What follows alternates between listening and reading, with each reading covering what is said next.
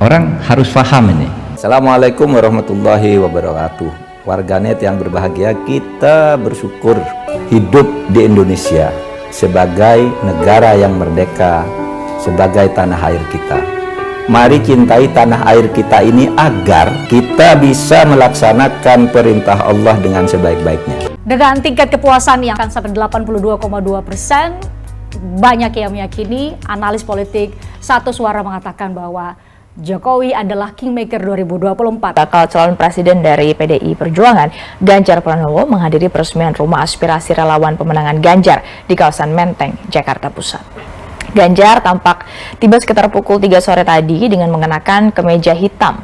Gubernur Jawa Tengah ini langsung dikerumuni para relawan, ada yang mau bersalaman, ada juga yang sekadar ingin melihat Ganjar dari dekat. Relawan meneriakkan Ganjar Presiden. Dalam acara ini turut juga hadir Sekjen PDIP Hasto Kristianto, ada Ketua DPP PDIP Ahmad Basarah, PLT Ketum P3 Mardiono, juga ada Ketua DPP P3 Ahmad Baidowi. Hadir pula ratusan perwakilan dari berbagai elemen relawan. Alhamdulillah wa syukurillah wala khala wala quwata illa billah amma ba'du. Bapak Ibu, tadi sudah banyak sekali sambutan yang diberikan.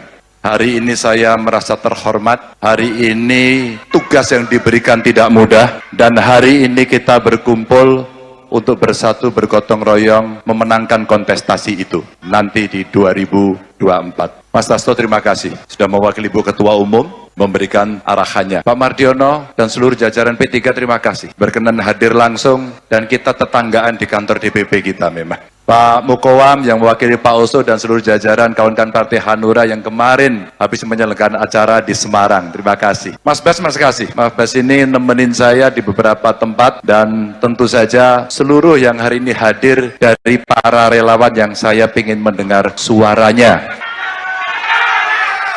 Saya ingin mendengar suaranya.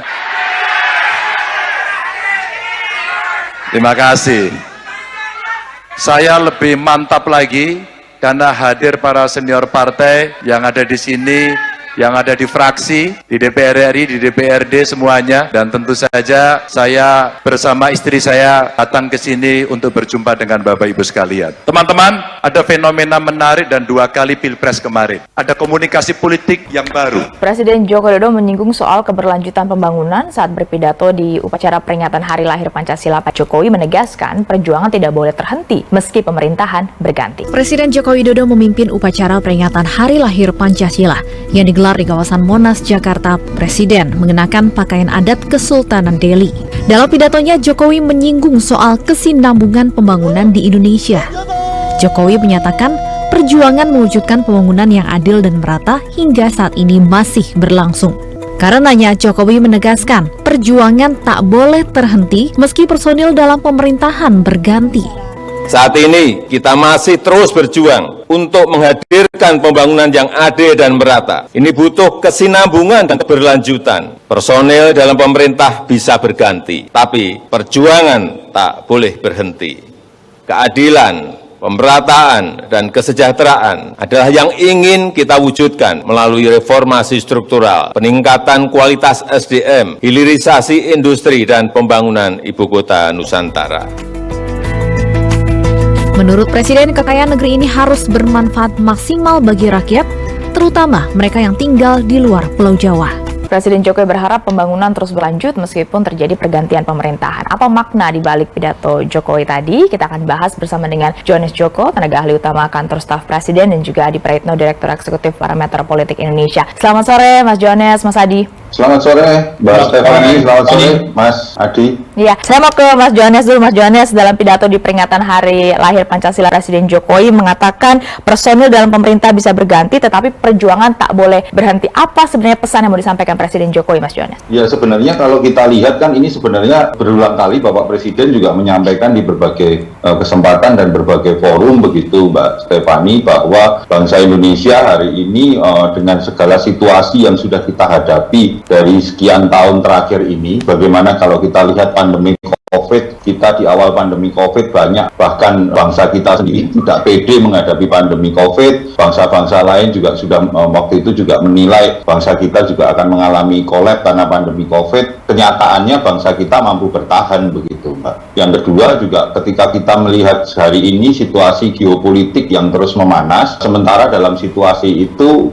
muncul krisis pangan, tapi bangsa Indonesia sekali lagi, Mbak, kita bisa mengatasi tantangan-tantangan itu semua. Nah, situasi ini kan tentu bukan sesuatu yang datang tiba-tiba begitu, jatuh tiba-tiba, tetapi adalah sebuah situasi yang memang sudah dijaga, situasi yang diusahakan bersama seluruh komponen elemen masyarakat dan juga seluruh hasil dari kerja-kerja program-program pemerintah yang terus berkelanjutan dan berkesinambungan. Ini yang menjadi titik poin dari Bapak Presiden terkait hal itu adalah bahwa perlunya keberlanjutan terhadap apapun yang sudah ada hari ini dan juga perlu berkesinambungan dari pembangunan ini, karena bagaimanapun juga Bapak Presiden juga terus selalu menyampaikan contoh bagaimana yang terjadi di negara-negara Amerika Latin dan juga terjadi di negara-negara yang terjadi di Afrika Selatan. Mereka adalah negara yang berkembang sudah sejak dari puluhan tahun yang lalu, sejak 50 tahun yang lalu, tetapi statusnya hari ini masih tetap negara berkembang, terus tidak ada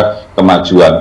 Kenapa? Karena memang kondisinya adalah pergantian pemerintahan atau pergantian kepemimpinan itu tidak berkelanjutan, tidak berkesinambungan. Situasi-situasi politik itu tidak membuat negara-negara, momentum-momentum politik itu tidak membuat negara-negara itu maju ke depan, tetapi pergantian kekuasaan selalu dimulai lagi dengan pergantian program, pergantian kekuasaan selalu dimulai lagi dengan pergantian cara kerja, yang akhirnya ujungnya ya maju mundur, tidak maju menjadi negara yang maju seperti yang diharapkan. Itu sih, Mbak, sebenarnya. Misalnya berarti tidak jauh berbeda juga dengan pidato Presiden Jokowi ketika menghadiri Musra ya, Mas Jones, tentang momen krusial 13 tahun ini yang jangan sampai kita lewati karena tidak akan datang dua kali untuk kita bisa loncat menjadi negara maju. Betul, Mbak. Itu pun yang setahu dalam catatan kami di kantor staf Presiden selain di Musra, itu pun yang selalu disampaikan oleh Bapak Presiden baik dalam pertemuan dalam para ketua-ketua partai politik, kemudian pada saat bertemu dengan relawannya di Musra, dan kemarin yang terakhir yang sempat rame masalah cawe-cawe itu pertemuan Bapak Presiden dengan para pimpinan media redaksi begitu.